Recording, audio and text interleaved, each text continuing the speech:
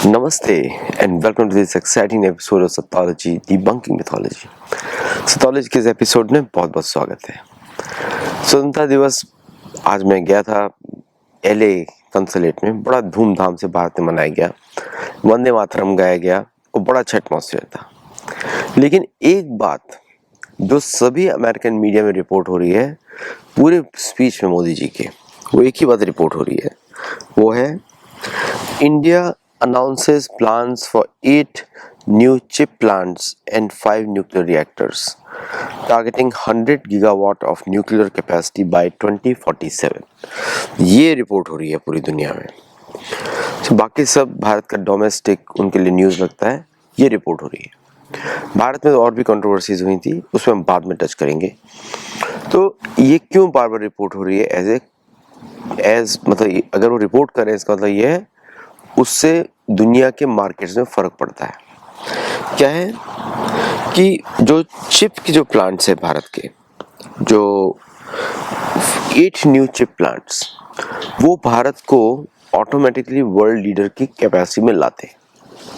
मतलब semiconductors according to global economy is the future, और semiconductors जो देश ज़्यादा बनाएगा उसकी आत्मनिर्भरता अपनी बढ़ती जाएगी, क्योंकि AI की दुनिया है और जो बनाएगा वही कंट्रोल करेगा पूरी दुनिया को। और कोई छोटे मोटे प्लांट्स नहीं है, सेमीकंडक्टर के जो प्लांट्स हैं, चिप प्लांट्स हैं, ये जो प्लांट्स हैं बहुत बड़े हैं। मीन्स कि they will overtake the capacity of the world to create chips. मतलब ताइवान और अमेरिका के लीडरशिप को क्वेश्चन करते हैं। दूसरा, एक अमेरिकन गवर्नमेंट ने अनाउंस किया कि there is a competition between Chinese AI and American AI।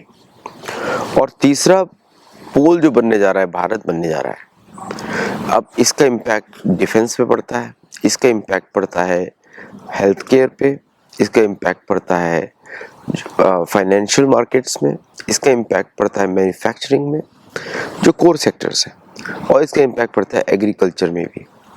क्योंकि जिस तरह AI का डेटा लोग कंज्यूम कर रहे हैं, फार्मर्स भी कंज्यूम कर रहे हैं अपनी फसल उगाने के लिए, तो भारत अभी इन सब जगहों पे आत्मनिर्भर होने जा रहा है। जैसे कि मैन्युफैक्चरिंग में every plant, every machine AI के माध्यम से चलने वाली है इन फ्यूचर।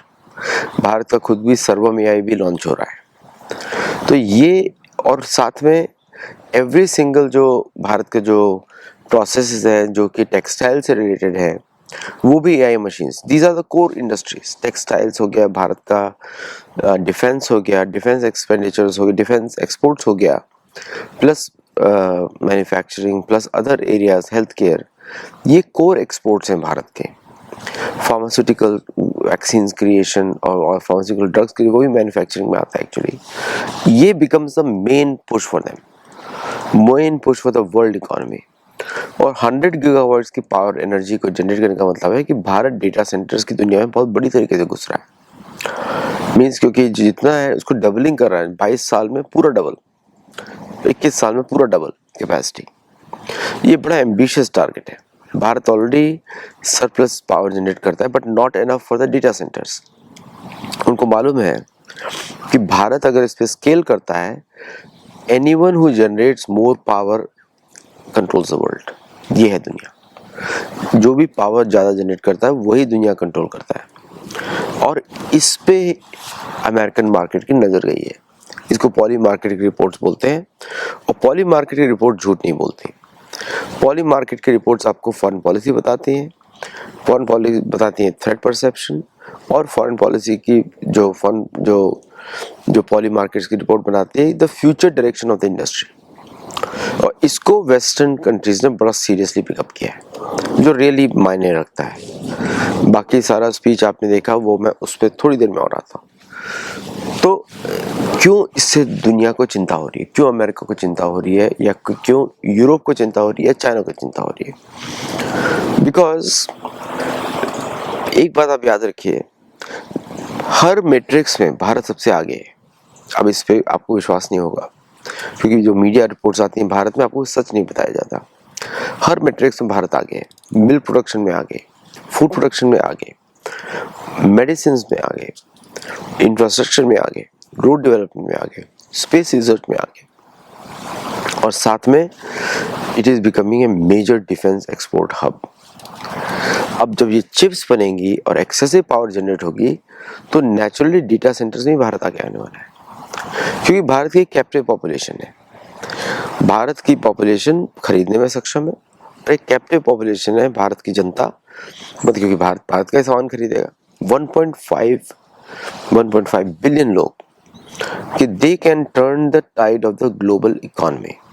तो जो भी देश खरीदने में सक्षम होगा या सक्षम होता है, people who can spend money, that is the one who drives the global economic policy. अभी तक क्या होता था? US was the biggest consumer. FDI में, पावर जनरेशन में, फूड में, हर चीज में आ गया था। अब भारत आगे आ गया है। प्लस चाइना का जो प्रोडक्शन है, जो लोकल कंजम्पशन है, that is reducing, not increasing. Chinese consumption is reducing. तो उनका कंजम्पशन रिड्यूस हो रहा है, तो इसका ये है कि उनकी इकोनॉमी ग्रो नहीं कर सकती, उनकी इकोनॉमी अब आगे नहीं बढ़ सकती। और उसका रीज़न ये है कि उनकी पॉपुलेशन ही नहीं है। और भारत की पॉपुलेशन स्टेबलाइज होगी 2052 में जाके, 52 में जाके, उसके बाद से डिक्लाइन शुरू होगा। और उनका ये होप है कि डेमोग्राफिक कन्वर्जन होने के बाद वो डिक्लाइन उनके फेवरेबल हो, मतलब Abrahamic population growth is higher than the धार्मिक पॉपुलेशन ग्रोथ, तब इंडिया कंट्रोल में आ जाएगा, जैसे चाइना में हुआ। चाइना में जो लोकल चाइनीज कस्टम्स और रिलीजन्स फॉलो करते हैं, उनकी population growth is less than the Abrahamic population, then now China has come under control with the help of churches. ये करना चाहते हैं। तो अगर भारत इसको समझ रहा है और हिंदू परिवार से धार्मिक परिवार समझ रहा है, तो भारत को कन्वर्जन एक्टिविटीज पे कंट्रोल करना पड़ेगा, ताकि वो 2050 का डिविडेंड जो है हिंदुओं के से बाहर न चला जाए। प्लस अगर डेटा सेंटर्स भारत में होंगे तो मेटा और ऐसे जितनी भी कंपनीज हैं वो भारत की तरफ मूव कर जाएंगे। All of them will move to Bharat, क्योंकि उनको डेटा चाहिए, डेटा सेंटर्स में ऑपरेट करना है। अगर भारत मूव कर जाएंगी तो उनके एल्गोरिदम का सेंटर भारत बन जाएगा, और फिर they are the ones who going to control the shorts, क्योंकि कंपनीज का की कोई वो नहीं होता, नेशनलिस्ट नहीं होता, नेशन नहीं होता। कंपनीज वहां जाती हैं जहाँ पे उनको रिसोर्सेज ज़्यादा में है। अमेरिका में कंपनीज तब तक है जब तक अमेरिका में रिसोर्सेज ज़्यादा है। जैसे अमेरिका में रिसोर्सेज कम होंगे, बाहर चले जाएंगे। तो अमेरिका को ये डर है कि it will become a low and manufacturing space in the future, इसलिए इसको पॉली मार्केट बड़ा जोर शोर से उठा रहा है। तो ये है मेन रीजन जिसने पूरी दुनिया को सकते में डाला हुआ है, based on prime minister Modi's very very far reaching speech at जो उन्होंने दिया रेड फोर्ट पे। उन्होंने सप्तधारा की बात करी, फ्री AI कोर्सेज की बात करी, फ्री जो है कोचिंग की बात करी, समझ रहे आप, education free, food free already चल रहा है, और तीसरा क्या फ्री होता है, वैक्सीन्स, वो ऑलमोस्ट फ्री होने जा रही है। एक दूसरे एरिया पे जो दुनिया का कंसर्न है वो है कि भारत की बड़ी पॉपुलेशन को वेस्टर्न दवाइयों पे कैसे अटका दो, ताकि आयुर्वेद के नेचुरल क्योर से उनसे दूर चला जाए, और भारत अपनी कोर शक्ति को, कोर जो उसकी स्ट्रेंथ है आयुर्वेद, उससे दूर चला जाए, उसके अनुसार कोई मेडिसिन ना बने। बिकॉज पूरी दुनिया में बहुत सारे लोग महंगी दवाई नहीं खरीद सकते, भारत खरीद सकता है, भारत के लोग खरीद सकते हैं। इट्स ए बिग सेगमेंट, है ना। तो अगर भारत का खान पान बदल देंगे, नेचुरल डाइट बदल देंगे, तो वो पॉसिबल होगा। बट अगर भारत खुद ही डेटा सेंटर्स पे आगे निकल जाएगा, मैन्युफैक्चरिंग में आगे निकल जाएगा, तो they will focus on their own medicine. तो Bharat will become the net exporter of दवाई, नॉट नेट इंपोर्टर ऑफ दवाई।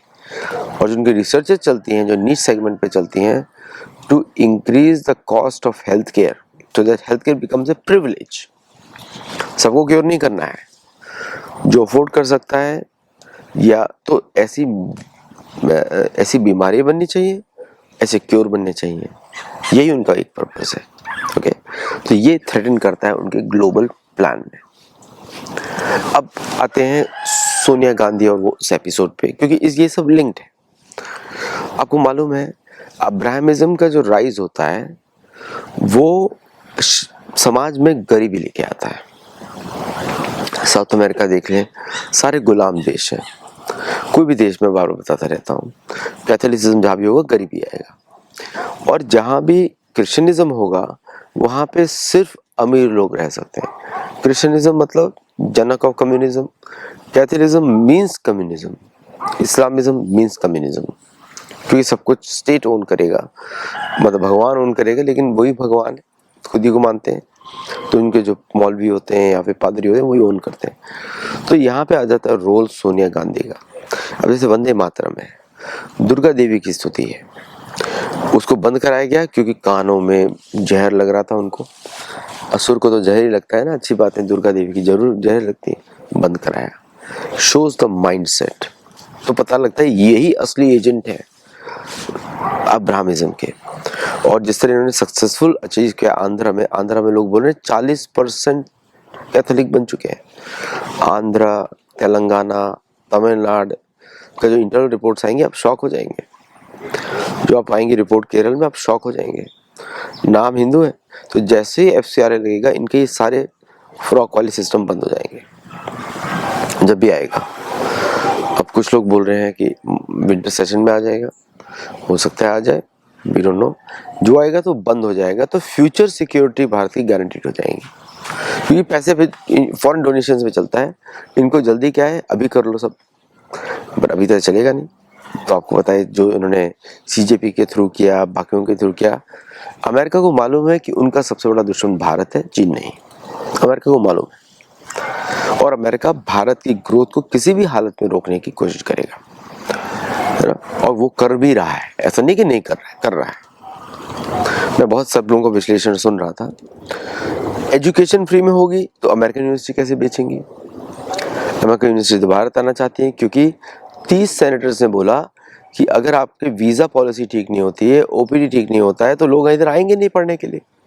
क्या करेंगे अमेरिका के पढ़ने के लिए? तो बहुत सारी यूनिवर्सिटीज़ बंद होनी शुरू हो जाएंगी। और भारत में फ्री एजुकेशन है, स्किल बेस्ड ट्रेनिंग होने जा रही है, तो that mean why will they come here? AI operators Bharat में ट्रेनिंग लेंगे और दुनिया चलाएंगे, दुनिया चला सकते हैं।